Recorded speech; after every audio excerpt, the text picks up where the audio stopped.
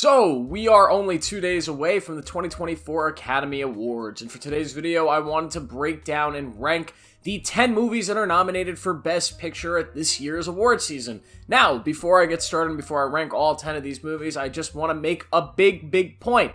This is my opinion. I know that's hard to believe. Sometimes when I make these videos, a lot of people believe that I'm just putting the definitive rankings down. These are the rankings that everybody needs to agree with. This is my opinion, so I'm going to have some opinions here that I know you're not going to agree with, so be ready for that. Last year was a phenomenal year for movies, though, and there are a lot of movies on this list that are absolutely incredible. This list is also not what I think is going to win. I made that video already. I made my Oscar prediction, so go check that out. I'll put the link in the description and on your screen right now. But besides that, this is just my personal rankings of these movies, so let's get right into it. I used to float, now I just fall down. So yes, Barbie is number 10. Barbie is last place on this list because it's a movie that I personally did not enjoy whatsoever. It's a movie that I do not think should be nominated for Best Picture at the Oscars. I understand why it is. I understand that critics and a lot of people really enjoyed the movie. I understand the movie made a lot of money. I just think the movie is as surface level bullshit as you could possibly get with a comedy like this. I think Barbie was a missed opportunity to make an elf-style movie, but for a younger female audience, and I think they sort of missed that opportunity, instead making a movie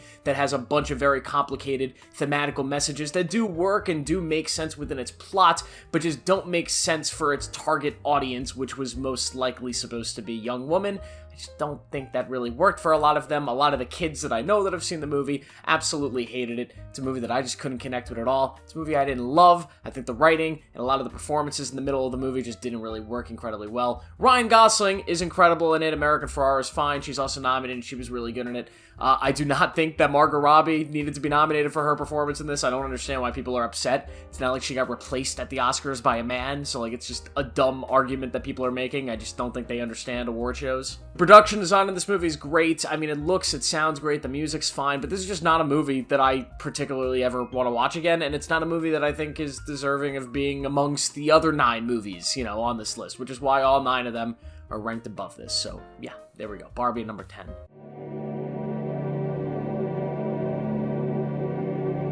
The Zone of Interest is a movie that I just could not get into, and I really wanted to love it. I saw this movie back at the New York Film Festival a few months ago, and I saw it very early in the morning, and when I was watching it, I was hopeful that it was going to be my favorite movie at the festival. I mean, how could it not? It's a very experimental movie about a very heartfelt subject in this world. Of course, the Holocaust and Nazi Germany and all that stuff. I am a sucker for history, and I am a sucker for movies that take place in the World War II era, specifically when they cover the Holocaust, and this was a movie that I had heard so many great things about, and I've heard it's experimental, and it's creepy, and it's terrifying, but it's very honest about its depiction of these characters. And although all of those things that I just laid out are true, they are very true, it's just a movie that I could not get into because of its style. Now, this is a movie that's very different from anything else you've ever seen. It's a movie that makes the decision to be very distant from its characters. Of course, we're following these characters who are Nazis, who are this Nazi family that are running Auschwitz, and they are living outside of Auschwitz. And we, the audience and the camera,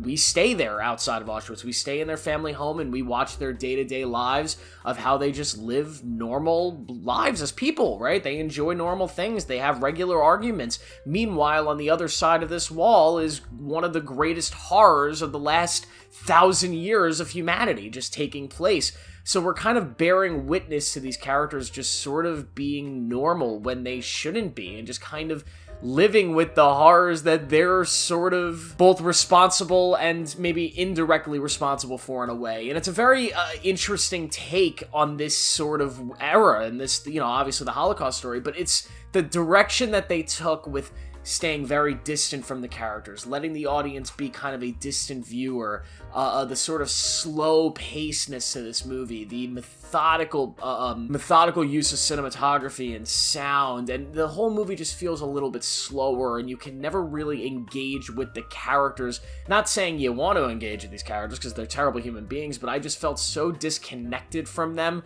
that I couldn't get as invested into the story or into this world as I kind of wanted to. Instead, I just felt a little bit bored. And then when the movie does eventually ramp up into its third act, there's a lot of very interesting stuff, a lot of very informative stuff about Nazi Germany and what was going on there. All that stuff's great. I think the final shot is really brilliant. I think where the film, its messaging in the end of the film is obviously brilliant as well. It's just a movie that I could not fully embrace like a lot of other people did. It's a great movie. I respect the hell out of it, but it's going to be here in number 9 because I just think the 8 movies above it, I just enjoyed a little bit more.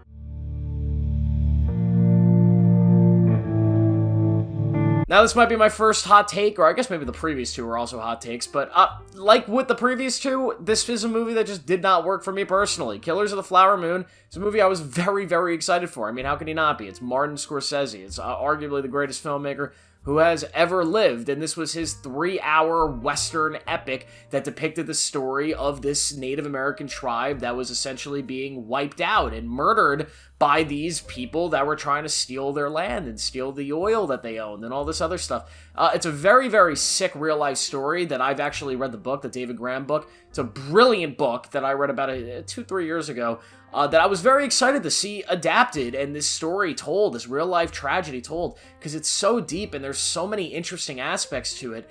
I just don't think that Martin Scorsese took this story and told it the way that I would have liked it. Now, slight spoilers for the book, but the book of Killers of the Flower Moon follows the FBI's investigation of the crimes that were committed and these murders, and it follows Thomas White, who's the lead detective, who's played by Jesse Plemons, of course, in the film, and this character is really an arm of the FBI, and the book is both a study of the terrible things that were happening to this tribe, as well as sort of the corruption of the FBI and the J. Edgar Hoover side of the FBI, and sort of how they both kind of connect into a larger, more systemic problem. And it's a very interesting book that also treats the murders as a mystery that needs to be slowly unfolded by the team, and it makes for such a more interesting read. Now, the film does not go down that road. Instead, they decide to tell the film from the eyes and the perspective of Leonardo DiCaprio's character, which is Ernest Burkhart, who's the nephew of William Hale, and we sort of follow these people who are inside the murders, inside the tragedy, right at the front of it. So it takes away all mystery, because from pretty much the first few scenes of the movie, you sort of know what's going on. There is no conspiracy. You kind of get it. So you don't have the essence of the FBI trying to, solve the problem. You also don't get the whole essence of the corruption within the FBI and the law enforcement that connects the systemic issues of what's happening to the tribe. Now, I don't understand why Scorsese took this route, because I heard in interviews that he wanted to tell the story more from the Native Americans' perspective, but I don't think they did that. I think they actually went further in telling it from a perspective that wasn't the Native Americans. They could have told it from Molly Burkhart's entire point of view, or her family, because the book, for the most part, actually does tell it from that point of view. Because in the book, you're following these Native American characters, and they have no idea who's wiping them out, who's killing them off. They don't know. It's the same mystery that the FBI has, versus here, you know the entire movie, which, without that mystery, it kind of just takes away from the story. You can't embrace it as much as, reading the book did, at least. You don't get as hooked into it, and there's just not as much of a thematical message here as I think the book delivered. And also, I just did not like Leonardo DiCaprio's performance in this movie. Just talking about, like, a basic technical aspect, I think he plays a very similar character to what he played in Once Upon a Time in Hollywood, where he's just kind of like this goofy, eccentric idiot, right? It's just this over-the-top idiot. And in Once Upon a Time in Hollywood, it really works, because that is a Quentin Tarantino movie. It is essentially a satirical comedy that is its own thing, right? This is not a satirical comedy. This is a very dark drama about a very serious subject. So you can only sit there and watch so much of this bumbling fool before it just kind of becomes ridiculous. And it becomes ridiculous pretty quickly into the movie. And for a 3.5 hour long movie, it became hard to watch almost. And I'm just so mind blown that they didn't cast Leonardo DiCaprio as Thomas White, and they didn't make Thomas White the main character of the story. I think that would have been a slam dunk of an adaptation. It would have made it one of the best movies of the year if it had been done that way. Now, there are some really big bright points. I think Robert De Niro is really great in this movie. Obviously, Lily Gladstone, what she is in, she does a really good job of. I also think Brendan Fraser is a standout for, like, the 2 scenes he's in. I do think recreating, like, a lot of the courtroom stuff that happened in real life was done extremely well. Not as good as the book, but very, very well. And one other thing this movie I don't think did great is that the book really made it clear that this conspiracy was a lot bigger than William Hale. It went a lot larger than this. There were so many other people that died, so many other things that happened. So at the end of the book, there's a chapter that's just kind of cold and scary, because it's like, there was more. There were more people that were never caught, and this went so much deeper than anybody can imagine, and it's just, we don't know. We'll never know. The movie doesn't really get that point across, and that's, maybe this might just be a case of like, guys, the book's so much better, which, I mean, every single time there's an adaptation, it's always like that, but in this case, I just feel like it was a missed opportunity to just do a very accurate rendition of this book, and I know I've been talking about this movie for way too long, so we're gonna move on.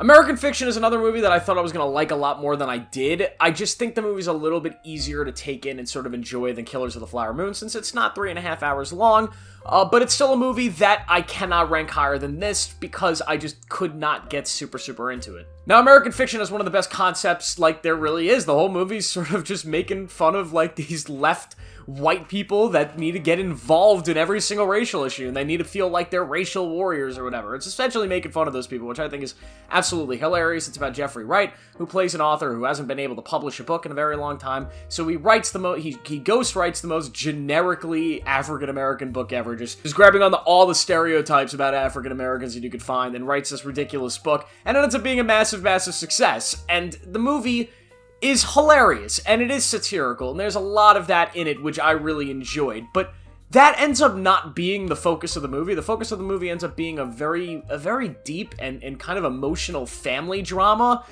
that at times works. At times it really works, specifically with Sterling K. Brown whenever he's in the movie, and he obviously got the nomination, and he's great, but when the movie is at its best, it's when it's kind of this satirical film, sort of like Dream Scenario, the Nick Cage movie that came out just about a month before. That's when this movie works best, when it's funny, when it's trying to be ridiculous, and when it's just letting Jeffrey Wright have fun. When it becomes this more standard family drama, I just thought the movie sort of became more standard and similar to everything else in film at the moment, and it just, I couldn't get into it. I couldn't get into his relationship drama. I couldn't get into his relationship with his father that was kind of broken.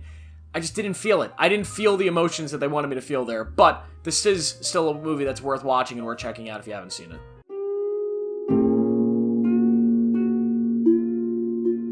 Poor Things is a great film. Now, I'm just gonna be honest, I am not the biggest fan of Yorgos Lanthimos. I do like some of his movies, but none of them have really hit me the way that they hit a lot of other people. I just can't get into them as much as a lot of other people do, but I did love Poor Things. I think it's probably my favorite movie of his. I got to see the film at the New York Film Festival, as well as a couple other of these ones on the list. I got there very late, and I was sitting in the last seat in the front row, just kind of looking straight up and seeing a lot of Emma Stone. But this is a great movie. It's a fun comedy. I haven't gotten to see it again, and I probably should have seen it when it came back out in theaters, and maybe my opinion would be changed a little bit.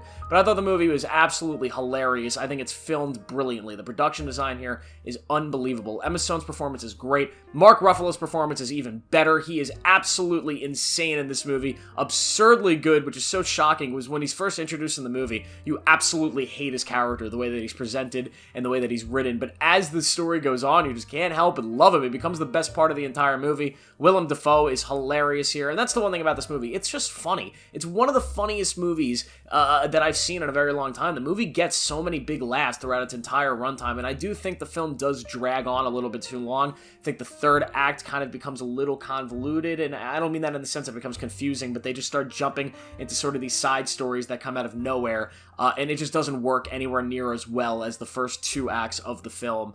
I definitely think the music is really great. There's just a lot to love about Poor Things. I just don't think it's my entire cup of tea, or at least I just think the movies in front of this are more of my style of movies that I really love and latch onto than the Yorgos Lanthimos style. But this is a movie that I can understand why a lot of people would rank number one on a list like this, and why people really love it.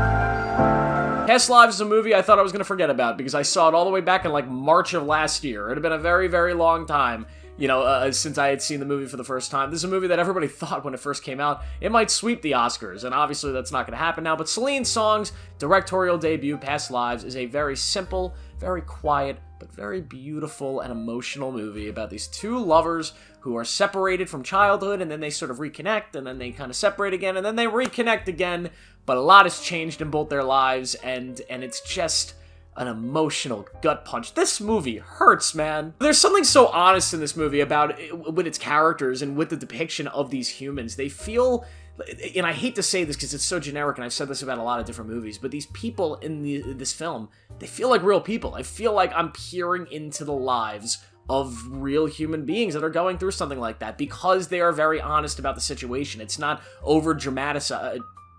It's not overly dramatic. Things don't just happen because we're in a movie and we need a big explosive scene. No, these characters handle this situation in a way that I think normal humans would handle it. They handle it to the best of their ability, and it can be frustrating at times. It can be very sad at times, but it's just very real, and that's what makes this movie kind of so relatable, I think, for a lot of people. It's just an emotional ride, man. The music in this film is beautiful. The cinematography is absolutely gorgeous. For a directorial debut, this is one of the most impressive movies you will ever see. He's just not many people on their first go-around are making something with a movie studio like this. This is really just a terrific achievement in filmmaking. And I absolutely love Past Lives. I think more people should be talking about this movie right now.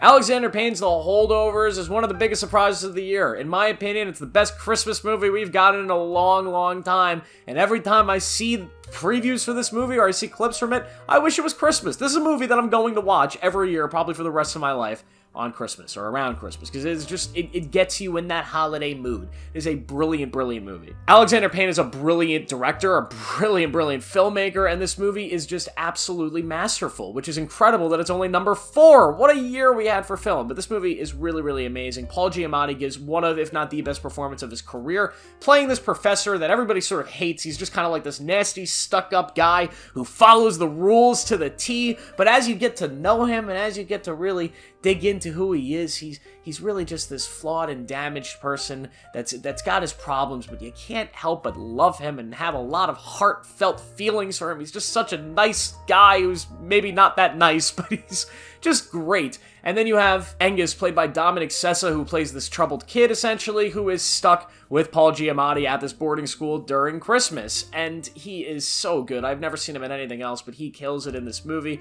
selling this character and selling the relationship with Paul Giamatti. I loved every second of watching him. Then Divine Joy Randolph is going to win the Oscar for her character. She is the emotional heartstring of this film. She pulls the tears with her story, her character's backstory, her history, where the character goes. That is why you're going to cry in this movie. You're going to cry for a multitude of reasons, but she is one of the big reasons. This is just a beautiful movie. It's a movie that I could show anybody. It's a movie that I could put on in any group of people, any family members, anybody. I could put it on. We'll find something to enjoy about it. Everybody will, cry. They'll feel sad. They'll feel happy. They'll feel like they want to, they want Christmas to come. They'll feel some sort of way. They won't feel disappointed or bored or miserable or confused like a lot of the movies before this one. So...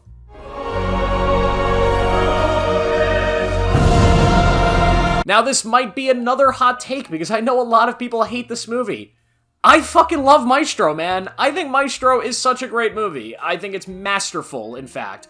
And yes, I understand a lot of people think it's very simple in its themes, that it's kind of empty and devoid of logic with a lot of its filmmaking and how it's structured. I understand that, but I gotta go off my emotions. I gotta go off the feelings that I had watching this movie. Another one I got to see at the New York Film Festival, and just the experience I had watching this for the first time, and then watching it for the second time after it came out on Netflix. This is a movie I just think is utterly beautiful. I think it is amazing. This movie, obviously directed by Bradley Cooper, is about the life of Leonard Bernstein and his relationship with his wife, who was played brilliantly by Carey Mulligan. It's a very emotional movie that does a lot of different things with its filmmaking. The movie starts off as a black and white film in a very black and white manner, a movie that looks like it's from the 1950s, right? There's a lot of big musical dances that some people say are illogical and make no sense. I don't care. I think they're brilliant. There's some really great moments of cinematography. There are shots in this moment that I think are legitimately the best shots of the year in any movie ever from 2023. I just think the performances of Bradley Cooper are really, really well done. Leonard Bernstein is an incredible, difficult person to actually perform. Like, I think this is a very, very hard performance for Bradley Cooper, and I understand he was the director, so it made it a little bit easier, but I think he was very, very good, and Carey Mulligan is really strong in this film. I mean, she makes a real argument that she should be the one getting the Oscar this year, because she is so good in this role. I think the third act of this movie is nearly perfect. I mean, the stuff that Bradley Cooper does when he's actually, you know, kind of conducting an orchestra is just it's so good. The music, obviously beautiful, and then a lot of the stuff of Carey Mulligan in that third act is just so gut-wrenching and done extremely well. This is a movie that just really worked for me on every single level, both in my first watch at a festival, obviously, but then also at home when I decided to watch it again when it came out. It really worked the second time, and I think that's kind of like the litmus test. The film also kind of reinvigorates those emotions in the second watch through, that it's a movie that just connects with you. That's what I really think, and it's a movie that connected with me. So I understand a lot of people are probably going to disagree, ranking this one high, but it's a movie that I loved, and I do not forget, and I'm going to love going forward. So yeah, Maestro number 3.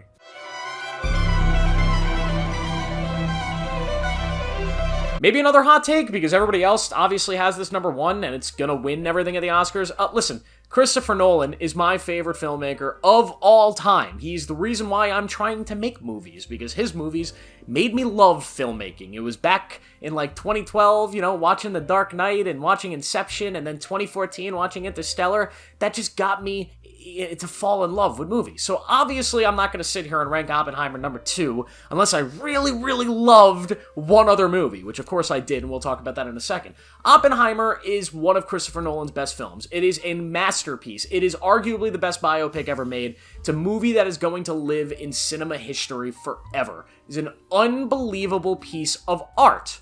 Yet again, just means that the number 1 spot is a movie that I loved a little bit more, and I think even higher of. Obviously, Oppenheimer is about J. Robert Oppenheimer, the guy, the father of the atom bomb, the nuclear bomb, and I think because of that, this movie is utterly important, and I'm not going to go into every single detail and individual aspect of this film, because you've heard a million people talk about it, but just the importance of this film, I think, is very important. I think this is a movie that everybody should see. It's a movie that should be shown in schools. It's a movie that every American should see, because especially in our modern world, there's kind of this lack of education when it comes to nuclear weapons and the actual threat of nuclear weapons in our society, and the fact that we are literally one madman away from every human on this planet blowing up and just dying. Like, that's a big fucking deal that nobody talks about, and we live in a world where kind of war is joked about. It's just something that's so kind of like nonchalant, and I think that's why this movie is very important, because it is an educational lesson on what these weapons are, where they came from, and the incompetence of the government at the time that was then put in control of them.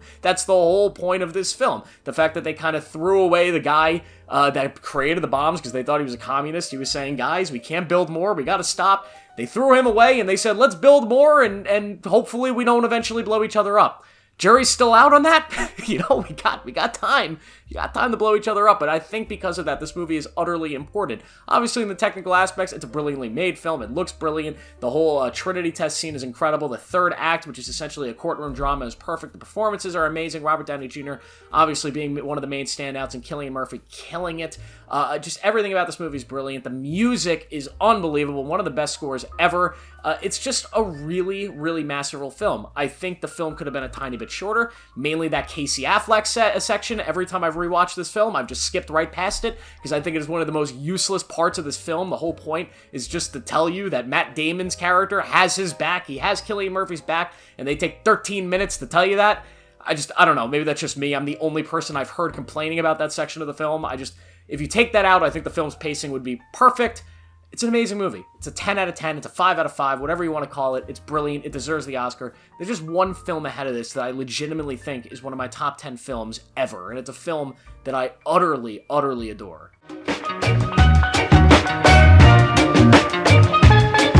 Of course, it's Anatomy of a Fall. It was my favorite movie from last year. It's my favorite movie of this of this decade. Let's put it that way. Of this decade, it's my favorite film. Easily. Justine Triet, a director I had never even heard of before watching this movie. Obviously, she is in the director's seat here. She also wrote the film, and this is about a woman whose husband dies. He ends up falling from the top of their house. Did he fall? Was he pushed? We don't know. That's the whole point of the story. Anatomy of a Fall. We're trying to figure out how he fell. She's accused of the murder, obviously. They believe that she pushed her husband out the window, and so we get a courtroom drama and also a family drama between her and her son here. And oh my god, is this one of the most brilliantly written films in the history of cinema. The drama that unfolds in this film between the mystery of did she do it or did she not do it, as well as just the intimate moments with this character, Sandra Hüller, giving one of the best performances I've ever seen, and especially her son, who, oh my god, the actor that played the son, so good as well. Everything that happens with this mystery unfolding in this French court that is very different than American court, where it's essentially who has the best story. We're not trying to actually prove anything, we're just trying to, who has the best circumstantial story to prove whether she did it or not. Just a crazy, stupid system, in my opinion. But it's just so deep and so dense with information, and the audience never really knows the truth throughout the entire thing, so we're slowly trying to figure out, can we trust this woman? Is she a good person, or is she just full of shit? Is she just a great bullshit artist? And you never truly know, which makes the movie so much more special on rewatches, because you could rewatch this movie going in with different mindsets. You could watch this movie and say, you know what, I think she killed her husband. Let's watch the whole film, and you'll be rewarded for that experience. You'll say, ooh, I see different pieces of evidence, different points where I'm like, that's a little weird. Or you could watch it and say, no, she's innocent. The husband jumped for some reason or fell or whatever. And you could find the same thing. There's pieces of evidence to support both, and it makes it such a rewarding experience to keep going back to this movie and getting more and more out of it. Just absolutely brilliant. And obviously the argument scene that's going to play at the Oscars, I think it's so smart, not just because of how good the performances are and just how good that scene is written, because it's such a natural argument, but the way that they cut away from it right before the action of that scene starts happening, and they cut back to the courtroom and you just listen to what's going on. So brilliant to just keep on selling the mystery of what's actually going on. One of the most brilliant choices I've ever seen in a script. It's absolutely amazing. This is a movie that I just absolutely love. I think it's probably the best courtroom drama I've ever seen. It's one of my favorite movies, just ever. This is a movie that I'm going to watch 1 billion times over my life. I'm going to read the script 1 billion times, and I'm just so happy it exists. And now we have another director and writer that I'm going to be looking forward to every time she makes a new movie. Justine Triet, very much deserving of all of the praise she's been getting. I love Anatomy of a Fall so much. I know I'm not the only one, thankfully. There seems to be like a cult following of this movie.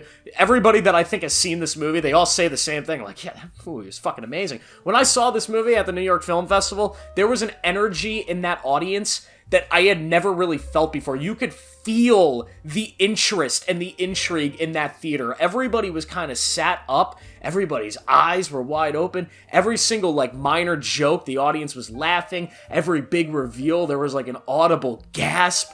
It was just an unbelievable theater experience. I've never seen a crowd that invested with every single frame. And then when the movie ended, you could just tell. You just look around and tell that everybody was blown away. I've just never experienced that before. And it's very clear to me, talking to other people that have seen this movie, that they feel very similarly to it. It's just a masterpiece. If you haven't seen Anatomy of a Fall, go watch it. It is worth the time investment. That's my list, guys. Let me know your ranking down below. Let me know what you think is going to win on Sunday. And yeah, thanks for watching. Like this. Please subscribe and click on the video on your screen right now, and I will see you in the next one.